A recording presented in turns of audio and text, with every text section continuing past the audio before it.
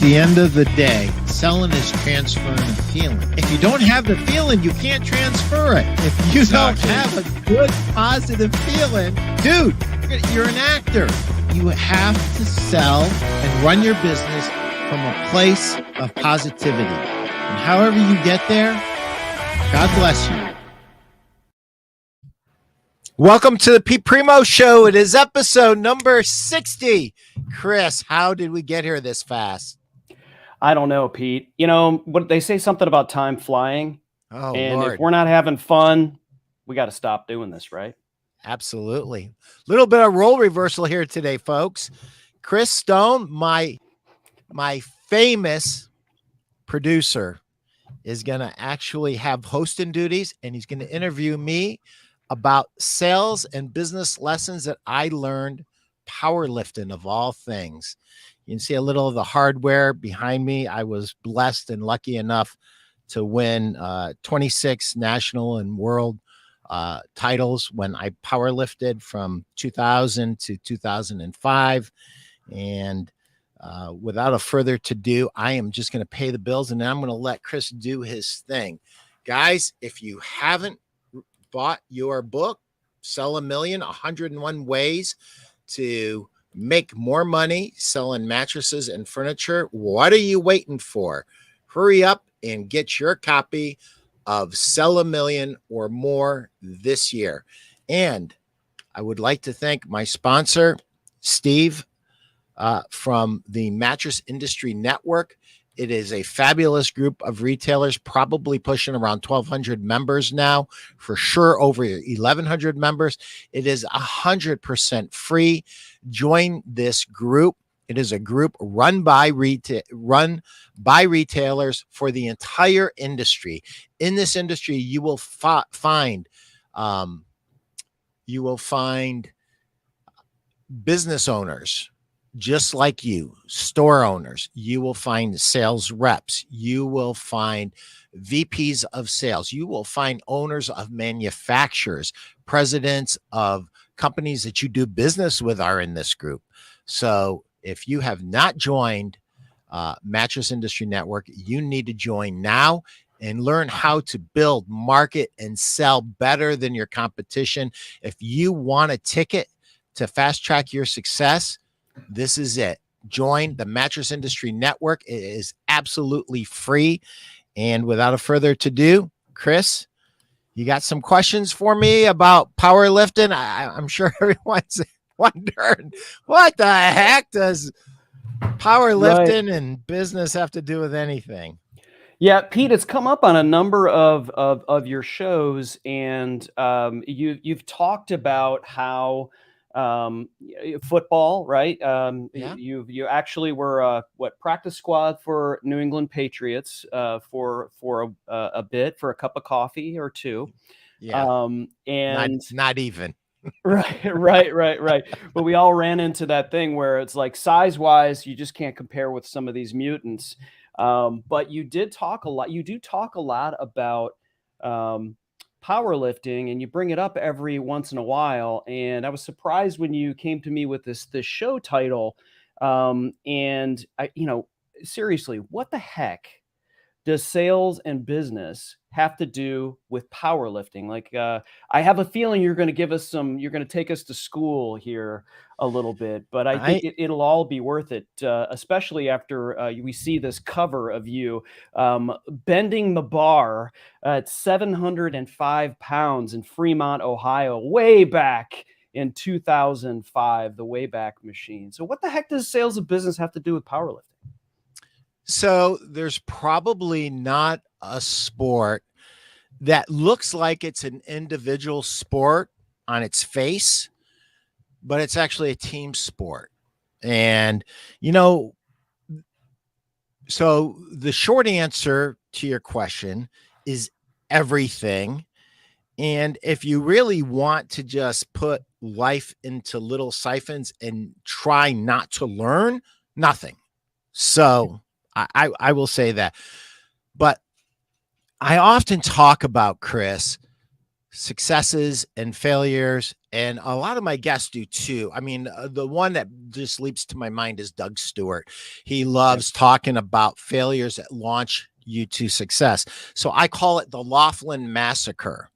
I had been powerlifting for about a year, not very long. I kind of got into this on a whim. So I'll talk about that real quick. I was in a store and I saw this powerlifting magazine, and I said, well, I want to see what these guys lift. And then I noticed that there were divisions. Well, I'm 40 years old at the time, and I'm looking at the weights and I'm going, I can lift more than that. I go, I know I don't really lift seriously, but so then I just started to test certain lifts that were the competitive lifts. And I'm like, I lift more than these dudes in this magazine. And so it just kind of started. So my joke is it was really my midlife crisis. I didn't have the money for a red convertible, so I ended up powerlifting. So, but I call my first huge defeat the Laughlin Massacre. So I'm lifting by myself. I'm having success. And I'm freaking some people out too. I'll never forget this. I was in Virginia, and this dude I was competing against, I mean, this guy had muscles that had muscles, and I do not look anything like this dude. And I learned some lessons at that meet. I guess I'm not going to start with the Laughlin Massacre. I'm going to start with my very first meet. I learned that once you call a weight, you can't go lower. So I called 440. Yeah, I called 440, which was the weight I wanted to end up with. And I called it and I missed the lift. And the reason I missed the lift, it was a bench, is because which 440, which, was it the deadlift? Hopefully it was the bench. Okay. It was the bench. And you have to pause at the bottom and you cannot go until they say press. Well, I didn't practice that way. So the first lesson is practice the way you're going to play, right? Understand the rules ahead of time. Okay. So that's huge. And so I ended up beating the guy, and the guy shook my hand, and he just shook his head. He's just looking at me like, how in God's name could you beat me? And I always, one of the things that I'm going to say at the end, but I'm going to say it now because smell the flowers along the way. To me, the camaraderie that you have with a fellow lifter. I mean, I could be hugging and making a joke with a guy and then go out and turn into an animal 10 seconds later and make a lift and then come back and just keep telling jokes. So you have to have the ability, if you're in sales, to turn it on and turn it off. And if you can't do that, I don't know how to teach that. I can teach a lot of things in sales, but that I can't teach. That ability to turn it on and off. I had that ability in football too. It's just something that I developed over time. I don't know how to develop alter ego. Maybe was it like a mindset alter ego? Like I have to go here in order to achieve what I need to do. Maybe it's as simple as I'm a moody SOB, right? Okay. And I can just go into a dark place and get very emotional very quickly and then come back down off of it. Yeah, I don't know. You mentioned some the people that you dealt with in powerlifting, and I would imagine this may be the case with football as well. Do you still have relationships with some of the people that you met along the way now? Oh yeah. Yeah. As a matter, what are some lessons there as it applies to people that are in business and sales and marketing today? Those relationships. Wow. You get into a relationship what you're willing to put into it, and you have to go first. You have to go first. You might get rejected. You might find a fellow kindred spirit that you have a great relationship with forever, but you've got to go first. And, the possibility for rejection is there always. I don't know why. Maybe, well, here's probably the reason why. I had a great mother and father. I really just loved me and let me know that, listen, we don't come from money, we don't have much, but you know, if you're willing to work hard, you live in America, you can make whatever you want to make out of your life, Pete. And we know you're frustrated sometimes, and we can't afford the best clothes and we can't afford everything that you want, but you live in America and you can do whatever you want. And I was always kind of taught at a very young age that it was going to require effort. And so I guess that's another lesson, you have to put effort into anything, into a 100%. business, into sales, into relationships, into lifting weights if you want to get better. So let me get back to my here, let me follow up and finish your question. You cannot have a long-term relationship with anyone, and I mean anyone, a brother, a sister, a husband, a wife, anyone, a business partner, a mentor, a teammate, without learning to say these words: I'm sorry, and I was wrong. And I know Fonzie and Happy Days couldn't say that, Chris, but Hey. you have to be able to say that, because Right. I'm going to tell you, you know what? It's not flattering what I'm about to tell you, but it will drive this point home. So if you noticed on Facebook, I'm gardening with a guy. He's my friend.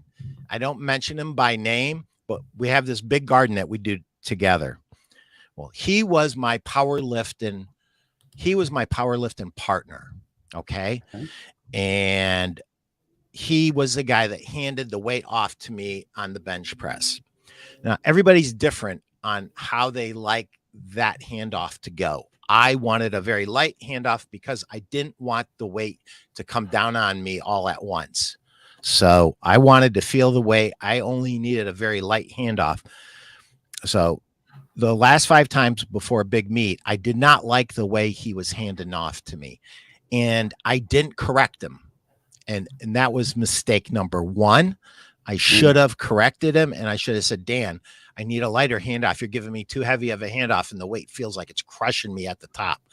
Just let me get just help me get the weight out just a little bit less, because he was so strong. He could literally lift any weight out there himself. He was just a beast, and still is. So at the meet, I go ballistic. And when I say I go ballistic, I go uncharacteristically ballistic, screaming at him at the top of my lungs, embarrassing my dead father, dead grandfather, and everybody that carries the Primeau name. Really was embarrassed. I was horribly embarrassed. I ended up winning the meet, and then I had to go back to my friend Dan and say, Dan, I'm sorry that I exploded on you. I was wrong, and I was wrong, and I meant it. And very interesting, because I didn't want to apologize because I was afraid of the rejection. I thought, no, Pete, that was just a bridge too far. I'm not going to forgive you, and we are not friends, and don't even look at me sideways ever again in your life. But that's not what he said. This is what he said. Pete, you sure were an asshole that day, and I really appreciate you being man enough to admit it. And because of that, we're going to remain friends. To me, that was more important than all of these silly little trophies. And some of them mean more than others because of things that I had to overcome. But that I have a friend from powerlifting 20 some years later that I garden with, that God willing, when we're 70 years old, if we last that long, or 80 years old, we'll still be in that garden, weeding that garden and doing that together, because I was willing to put myself out there and apologize. So not flattering about me, but drives the point home. If you want to have a long-term relationship, you have to learn to say you're sorry and you're wrong when you are. So anybody that has a business partner understands that. I think that's amazing. That's a really key point in terms of, so many people nowadays talk about keeping it real, right? And they talk about maybe even vulnerability. But I think, this was 2005 ish, right? And you're also 2003 or 4. okay.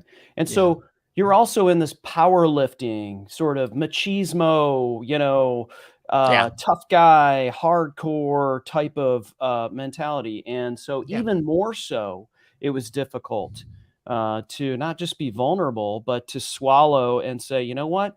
There are some things that are bigger than getting a record or, powerlifting or whatever. Like friendships last forever. And now Right. your buddy Dan, I'm sure, is a beast of a gardener He is. He's as taught well. me a lot about gardening. And he's a very successful guy. He owns 2 steel companies, and he has my retirement planned out for me, but I don't think I'm ever going to retire, but that's a whole nother story. So let's go back to the Laughlin Massacre. So I fly. So I'm lifting. I'm winning meets. I'm reading everything I can read. I lost my first coach and mentor because it was my powerlifting girlfriend, and we broke up.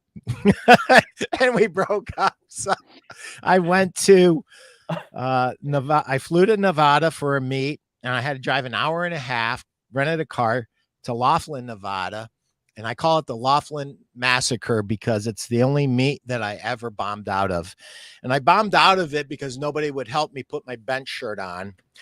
I didn't know how to use my bench shirt. I had barely practice in it. You can't get it on yourself. You need a team. And so that's my really first big lesson I wanted to talk about. You got to have a team. You got to have a coach. And listen, as a business owner, the problem is nobody's going to tell you that you're paying money to. Nobody's going to tell you you're wrong. No one's going to tell you your idea sucks. They're not going to do it. The reps aren't. All we want to do is get commission. I mean, seriously, most reps aren't going to tell you unless you've really developed a special relationship or it's a special rep. I have told dealers exactly what I thought about something when I was asked, but I bombed out and I got mad and I said, well, these guys wouldn't help me, blah, blah, blah. And so then another business lesson and lesson for all human beings, forget about business, forget about sales. Own your result. Own the result. I flew to Nevada. I drove down to Laughlin. I didn't practice appropriately. I didn't have a team. I didn't have a coach, and I didn't have the support that I needed to win. And guess what? I bombed out. So light bulb goes off in your head. What of these things could I control? I could control having a team. I can control having a coach. I can control how I practice. So control those things that you can control, because God knows there's enough things in our life that we can't control, but that I could control. So that was an important turning point. That's why you need to join Mattress Industry Network. We will tell you when your idea sucks. And that, Steve, that I know you're trying to be funny, dude, but that's true. And it is. I've seen it happen in that group, and it's an important part of that group. You will get told if people have tried your idea and it has absolutely bombed and failed. And sometimes you'll get mixed responses. But sometimes, if 10 other business owners tell you not to do it, chances are you shouldn't do it. So, yeah, Pete, have you ever watched that terrible show, American Idol? Or at least you have a general idea of what it's about. I can't watch it because they're so cruel and mean. I just don't like the whole gig. So you've seen it to where someone comes in and they are surrounded by their parents and their family and talking about how awesome they are and what a tremendous, talent they are. And then they get up in front of these definitely these amazing historical talents, and then they start, and what is supposed to come out of their mouth is something beautiful, and what comes out is something that only a mother could love. And right. so, and because they've been told all their lives how great they are.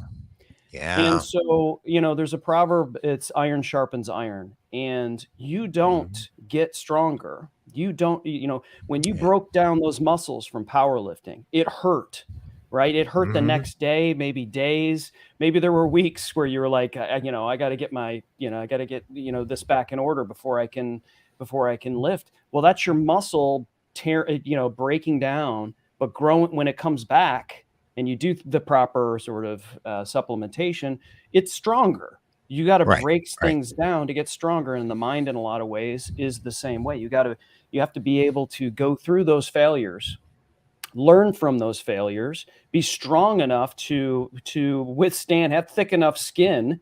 So when Steve tells you your idea sucks in the Mattress Industry Network, respect that guy went through a lot more than maybe what you've gone through. And even if he hasn't, I think you could talk about things that you learn from people, not necessarily like the upper level people in there. You could learn things from all kinds of people at various levels of any industry, of any sport, like powerlifting, because you just want to soak up their experience, their wisdom, their knowledge, because you can learn from their failures and avoid them, right? Yep.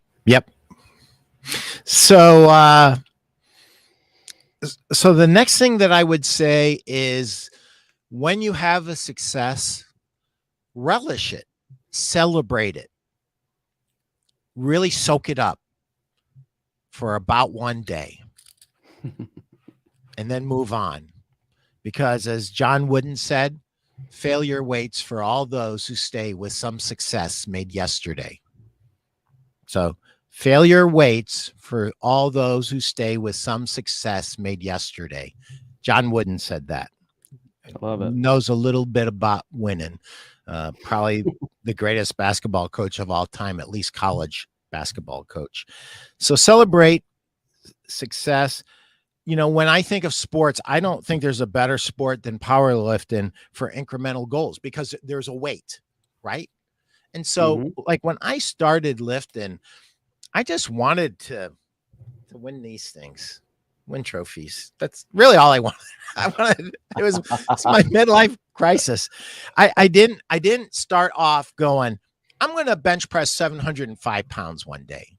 That didn't even cross my mind, literally. I started off, where a lot of people end their careers at, like in the 400 area.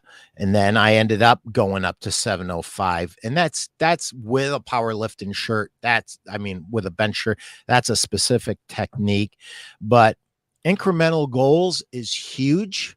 There's an interesting story. Remind me to tell that story at the very end. So I want to go back to failures. So I had another failure right after. So me and Jenny, my wife of, almost 15 years now, we were deciding when to get married, and we're going to get married in California with her family in the summer. But I had a meet coming up and I had no insurance. So we decided to get married by the Justice of the Peace on Friday.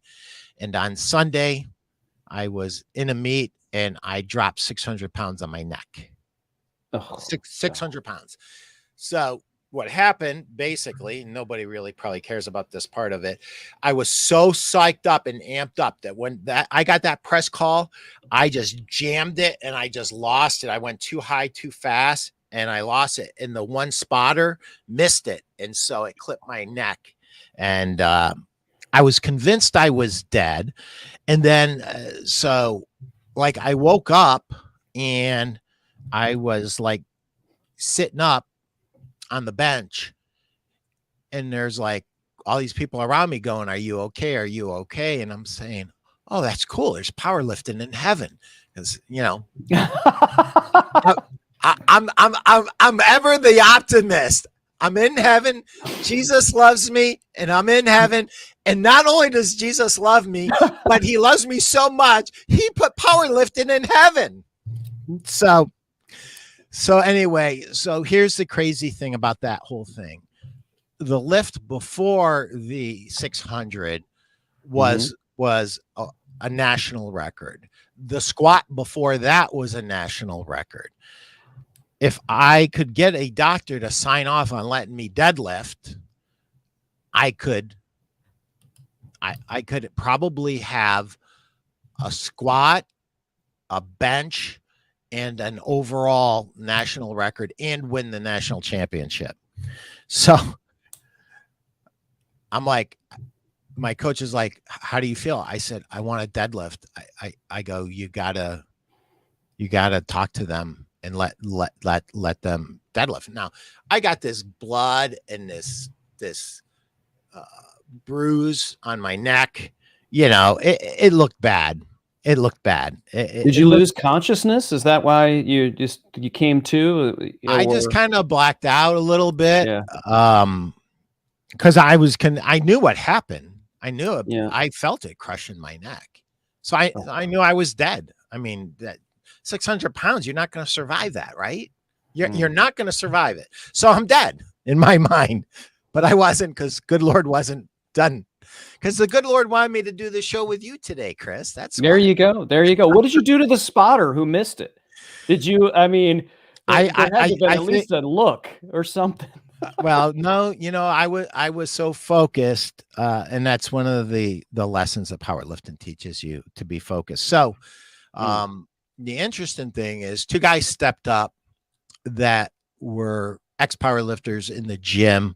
One was a retired coach, and they kind of like walked me through what I needed to do with the deadlift. They'd made all the calculations for me, and they basically said, listen, go in with you get 3 attempts on the deadlift. Go in with a really light opener, just get it, secure your national records, and then on the second lift, we're going to win the meet. So first one went up fine.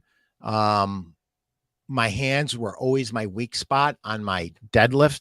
And so what they did on the second deadlift, and I never even knew that, it's a little trick. So that's a lesson.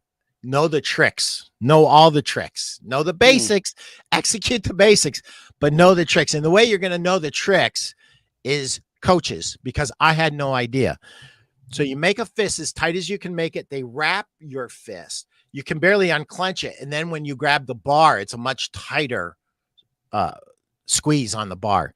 So did that, made all 3 of my power lifts, and everything went fine. Now, when something bad happens, something has to change.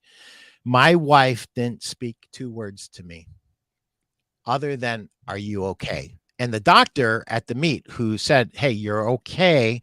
He goes, just promise me when you get home tonight that you go and have a CAT scan. He goes, you're probably okay, but you need to have a CAT scan.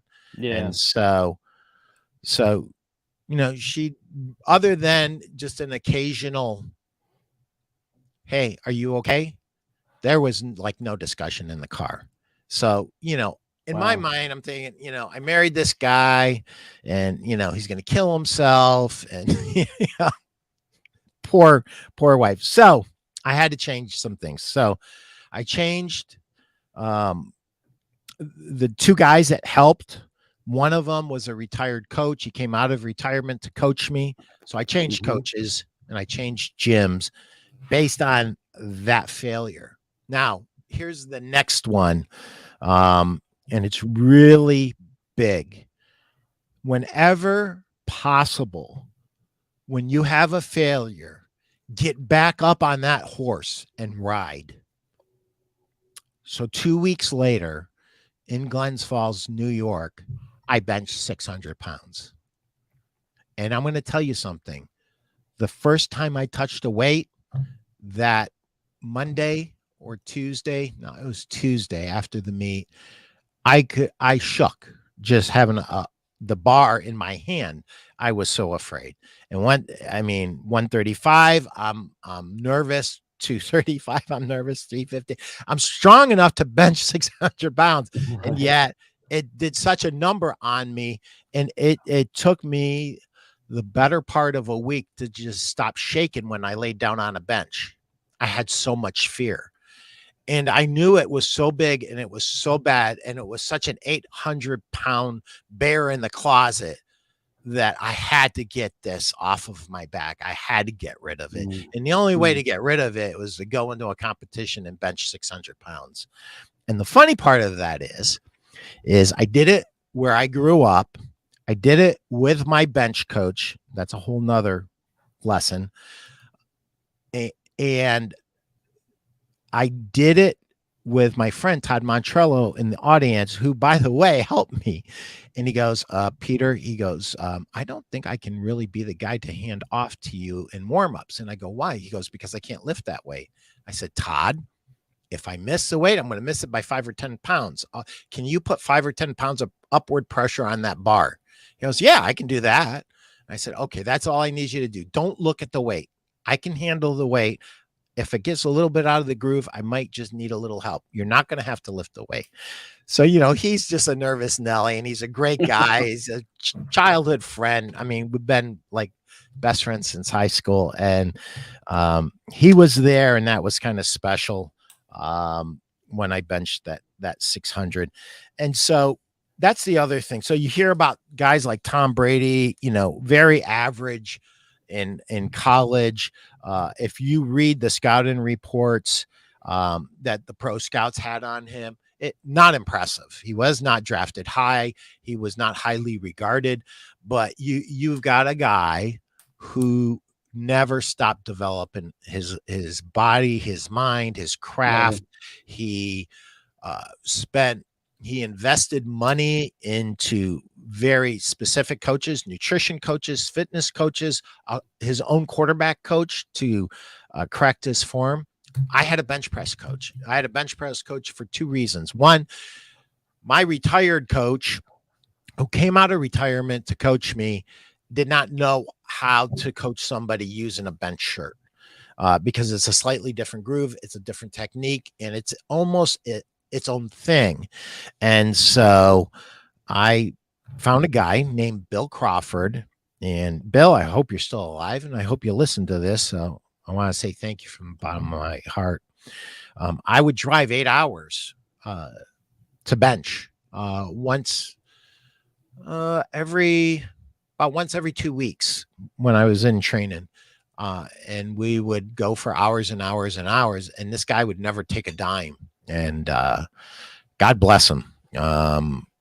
And that paid huge dividends, because in one of my biggest meets, his right-hand guy, Sebastian, God rest his soul, he's not with us anymore. Sebastian was at that meet. Bill was not at that meet. And when I had my very best meet, there was something went wrong. And the thing that went wrong is I had worked so hard in the shirt, and I was probably weighing around 285, and I sucked down to lose 10 pounds to make the weight at 275, and I didn't put it all the way back on for the meet. So my shirt was really loose. So Sebastian at the meet, he said, Pete, do you trust me? I go, yeah. He goes, Pete, do you fucking trust me? And I go, yes, I do. He goes, you do exactly what I tell you the minute that I tell you to, because this shirt is screwed. There is only a very, very narrow chance of you making this. And you're going to have to do exactly what I say at that moment. And I did. And so he pulled the shirt way down because it was too big and it wasn't going to give me the proper support. And I had this really narrow groove that,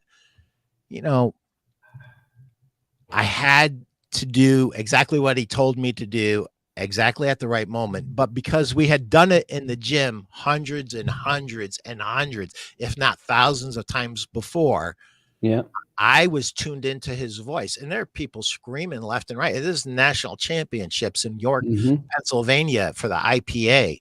I mean, this is for all the marbles, man. And it was only a 650 bench, but I made the 650 bench, and that was important because that was my biggest total. It was a 2,200 pound total, which is still a world record today. For my age group. But there's a lot of guys that lift a lot more weights than that. But so here's a lesson on that. What do you, oh yeah. This is the record we're talking about, right? Yeah, that's it. Yeah. And so how old were you? This is 40 to 44 age group. Is that right? Yeah. Master 40, 44. So how old were you when you was did this probably in 2004? Well, I would have been 44. 44 years old. So you're at the so there's guys here that are 40 years old that you're going up against that are 4 years your junior. Yeah. And there's your bench at 650. Yep.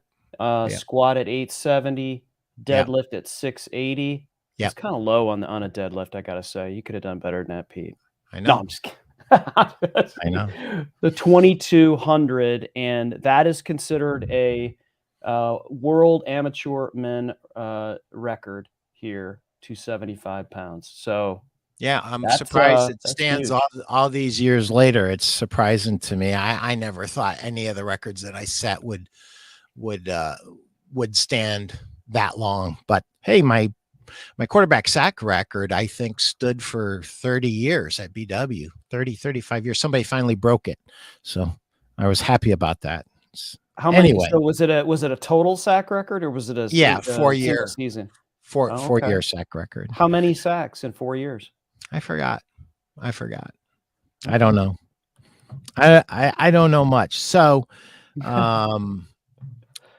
so there were a lot of lessons, in that. Special coaches, if you own a store and you don't hire a consultant on some level, you're making a mistake. If you own your own business and you don't hire a consultant, another pair of eyes and ears, you are going to miss opportunities that will cost you hundreds of thousands of dollars, if not millions.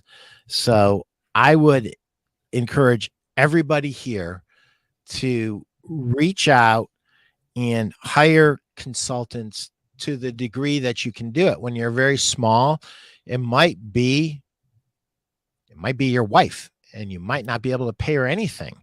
It might be, a business partner. It might be a rep that you trust. And as you have more success, you'll be able to invest more money. But, my regular coach was great, but he didn't understand how to bench in a shirt. And Bill Crawford was the best in the world. I mean, this dude did an 800-pound bench at like 300 pounds. So, I mean, and, so the weird thing that I was kind of blessed with is my arms are too long to be a really great bencher, but I made up for it in technique. And so this is what I would say to you, but it also was an advantage because when I lifted against Scott Mount, who's a great guy, I love Scott, he knew that he would lose when it came time to deadlift because he couldn't deadlift with me. I beat him on the deadlift by 150 pounds. So I had a good deadlift, not a great deadlift, a good deadlift, a very good deadlift in my time. But when you look at the old time power lifters, they were much stronger on the deadlift than the new era. And I think it's just because it's a grind. A good rep can be a great asset to success. Yep, I agree. And I try to be that rep whenever possible, brother. Thank you. Thank you, Steve. I see what you did there, Steve. I see what you did there. Yeah, he gave me a layup shot. He's like, he's good at that. Yeah. So shout out to the Mattress Industry Network. Pete, you brought up something I think is you kind of glazed over it, but I wanted to touch on this. You talked about your coach's voice.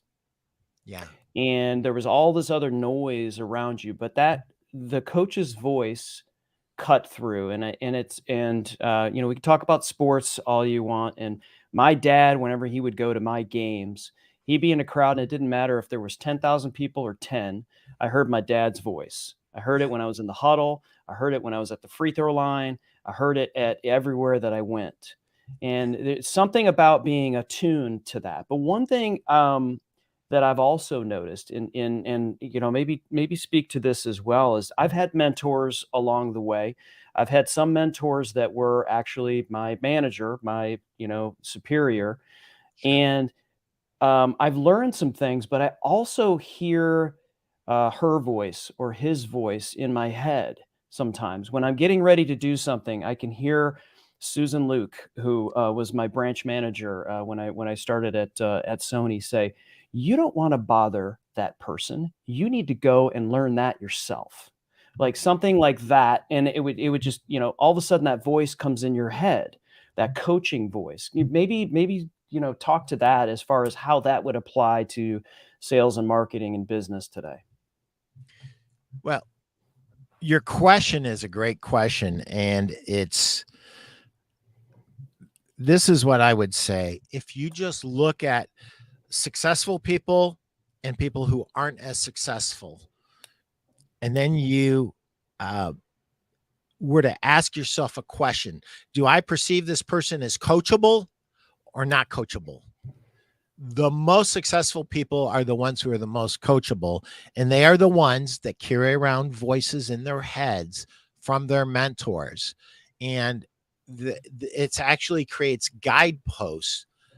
You know, I'll never forget Bob Sherman at Serta Mattress, and he was giving me a lesson on something very, very technical. And he was giving me a compliment, and then he gave me a lesson, and I never forgot the lesson. Too technical to go into here, but every time I think I'm the big cheese, I'm the big kahuna, I'm winning the war on a retailer's floor, I always have Bob Sherman's voice say, "Or Peter, you just might be getting your ass kicked." Because sometimes that happens. We are really happy with this ultra premium business, but we're not digging in and giving the ammunition the dealer needs in the lower end. And anyway, you got to hear those voices become guideposts for our life. And I think the most successful people have those voices, listen to those voices, those things pop up, they stay, those lessons stay with us. I mean, I can't tell you how many things that my dad told me. I mean, you know, hundreds of times a day. My dad died in 84, and hundreds of times a day. Pete, you can have anything you want in life if you're willing to work hard enough for it. I can't tell you how many times a day that comes. So anytime that I want to take it easy or not do everything that I have to do, that voice, when I'm tired and I would just want to go to the hotel room instead of go one more store, I go to the one more store because I hear that voice. And, you know, some people might say, hey, you know, that voice is that voice is damning you to a life of struggle. And I would suggest to you that life has opened up the gate to prosperity for me. That's what I would say. Yeah. The easy road would be go back to the hotel. But yeah, you know, the easy road's boring. Yeah. It is. It's boring. It really is. It is. So what I had something here I wanted to talk about. Did you really bench 705 pounds in a competition? Yeah, I really did. And this is the picture that we pulled up here. This is 705 pounds. Yeah. And this was like, at what point were you in your life? At what point? This is obviously, I'm trying to read this. This is really tough. 45. I'm 45 years old here. Wow.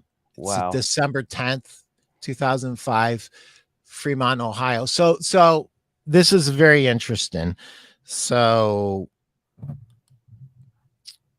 I had done an 870 squat when I did the 2200 total. And we knew I could do 1,000. We knew I was strong enough because that 870 was deep. It was super, super deep, and it was super easy. And I just absolutely smoked that thing. That day, we could have probably put 950 on the bar and gotten it with another training cycle, easy 1,000. So that was one of the benchmarks. This is one of the things, and there's a lesson in this, a really important lesson. And I was I was 2 weeks out from my meet. And this is the day that I'm going to do 900 for a double, probably. And there wasn't a nerve in my body about it. I mean, I was just going through my warm up, and I noticed my back hurt, even with like 135 pounds on it. And I'm like, I'm going to my coach. I go, something's wrong. And he goes, just keep working up. So 225, my back's hurting even worse. 315, my back's hurting. 405, my back. And I just looked at him and I said, Coach, I can't do it. And so I went to the doctor, and I found out that I have all kinds of horrible stuff. Thank the good Lord that I had the pain, and I recognized the pain that I had, and I went and got professional help, because had I tried to just gone through the pain and put the 1,000 pounds on my back, and if by some miracle I would have squatted it, I might be a cripple or be dead. My back was seriously screwed up, so screwed up that I had to have a double back fusion. So sometimes in your business life and in your sales life, you have to punt. You have to punt. You have to let go of something, and you have to start again in a different direction. And so I decided that, based on what the doctor said, that I could not squat again. And I went into a bench only meet, and I went from the 275 pound weight limit up to the 303, just so I didn't have to suck in the 10 pounds of weight. And so I had fun. Chris, let me tell you something. I always say, smell the flowers along the way. I ate so many Krispy Kreme donuts and drank so much milk. I had the time of my life, going from 285 up to 301. But I have to tell you this. When I went to weigh in that morning, the morning of December 10th, and I weighed in, I walked a total of about 100, maybe 200 feet to weigh in. And here I am, 5'10", 301 pounds. I walked 100 to 200 feet, and I was pouring sweat. And this voice comes into my head. Some could say it's God. Some could say it's anything they want to be. I believe it was God trying to get my attention. Pete, you're 45 years old. Your father died of a heart attack when he was 51. Your grandfather died of a heart attack at 44. What are you doing? And I literally said this: Lord, just let me make the 705, and I promise I'll quit. Made that deal right there on the spot. Made that deal. Wow. Made that deal. So you think the rest of the story, it would go swimmingly well, and I would just go 1, 2, 3, do my 705, and everything's great. That's the way the movie ends, right? That is the way the movie ended. But what happened in between is the stuff that legends are made of. So this denim shirt is 2-ply. Some federations allow a 2-ply, some a 1-ply. This was a 2-ply shirt. And the way it works is it constricts, and it gives you more support at the bottom. So you can lift more weight with this shirt than you could just a raw bench. So that's the basic principle. So what happens is I make my first 2 lifts fine. The next one is 705.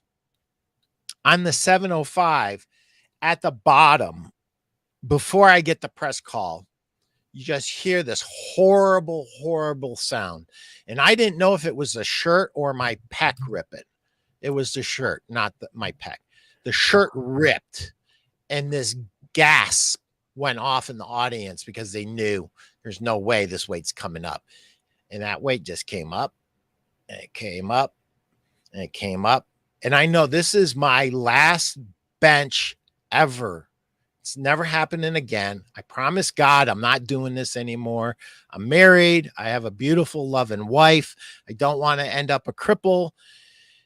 And it felt like an hour, and finally got to the completion, three white lights. And the funny thing is, there was a big time power lifter and a guy that's made a nice career out of powerlifting, Dave Tate. Dave, if you're watching this, thanks for your encouragement. After I got to the back and took the shirt off, he goes, I wanted to see that effing shirt. And he looks and he folds it over and he goes, just what I thought. The effing thing tore. He goes, congratulations on doing a raw 705 bench press. So sometimes, here's a lesson. Sometimes, no matter how well you prepare, things go wrong. And sometimes it's just really a matter of how bad do you want it? How much have you put into it? You know, a lot of lifters who hadn't put in what I put into it, I mean, I could tell you all this stuff went off in my head, all the trips, the 8-hour trips to New York to bench press went off in my head. None of that happened. I mean, I'm just going to tell you this. I knew it was my last bench press. I knew that I had to make it if it was at all possible. And I knew that I promised God that I would never do this foolishness again. And I was lucky.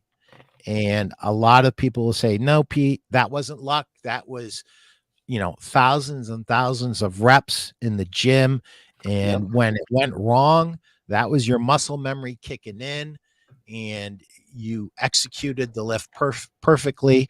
And, you know, you want to talk about that 650 was tough. That 705 was, I mean, the first lesson, I guess, is don't freak out when things go wrong. Just stay in the pocket, stay in the groove, and just keep pushing. That would be my advice. So those are my lessons, man. This is I've got pages and pages of notes here, Pete. This has been fantastic. I think a couple of the things, if I could, just to highlight that those that have joined and are watching later, you know, kind of, you know, go back and hit the replay if you joined somewhat later. But like, I love the own your result part, the responsibility piece of what you did. And when you hit a failure, you know, the one of the first things we do is we start to point fingers at who's at fault. And usually it's pointing the other way, right? It's not pointing at the mirror. It's not pointing back at yourself. Instead of owning the responsibility.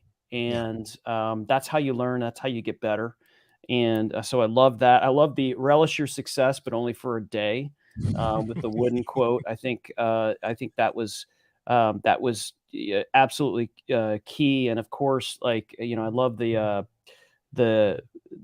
voice part of it, because that really hit home with me. Is you know, I hear my father's voice, I hear mentors' voices all the time. Those are the voices you need to surround yourself with, even if you are alone, right?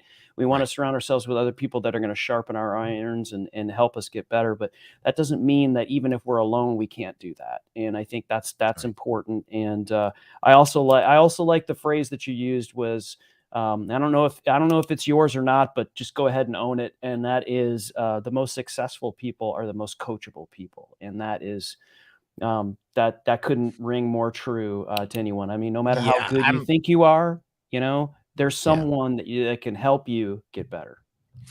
Yeah, I've never heard anybody quote that, but I'm sure hundreds, if not thousands, of people have said that. So I guess I will own it, but There you go. you know, I was very, very lucky, Chris, because you know, there are most power lifters limp. I don't limp. Most power lifters have horrible injuries. I've seen some horrible injuries, and listen, I learned a lot from my injuries. You know, I guess this would be another business lesson. I was doing dips, and I had a belt on, and I had 4 45-pound plates on there. So what, 190, 180 pounds in extra weight, and I felt like a little bit of a twinge in my pec. And I said to myself, you know, if you do another one, you're probably going to rip it. And so, you know, being the little animal, I said, F it. And I properly ripped that pec. And so here's the funny thing. My coach told me exactly what was going to happen. He said, Pete, he goes, got to go to the doctor. You got to look at it and make sure it doesn't need to be surgically reattached. He goes, based on me looking at it, I don't think so, but go do that. He goes, what's going to happen is over the course of a week, you're going to have a bruise that develops here, and then it's going to go down. And by the end of the week, you're going to have the most freaky looking hand, because it's going to be purple and yellow because the blood just comes down. And so I learned the lesson that when your body is talking to you, instead of saying F it, listen. So this could be for you, store owner, you get a little pain in your chest and you go, no, go to the doctor. I'm just telling you, go to the doctor. And I'm going to tell you, one of my friends, very successful guy, his brother had a major heart surgery, and he said, you know, the number one thing is genetics. So I feel fine. I've lost weight. My health is good.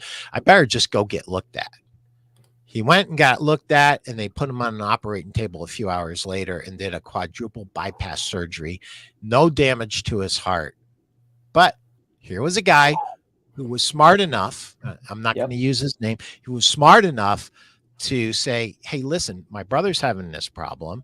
I don't feel anything, but I'm just going to err on the side of safety. And he's going to live because he listened to his body. So listen to your body, listen to your mind. And sometimes it's okay to fall short and live to fight another day. So with that, I'll finish up. Thanks. Thanks, Pete. I enjoyed it, man. This is chock full of great stuff, and we'll see you all next time. Yeah, we'll see you next time, guys. Thank you. Have a good one.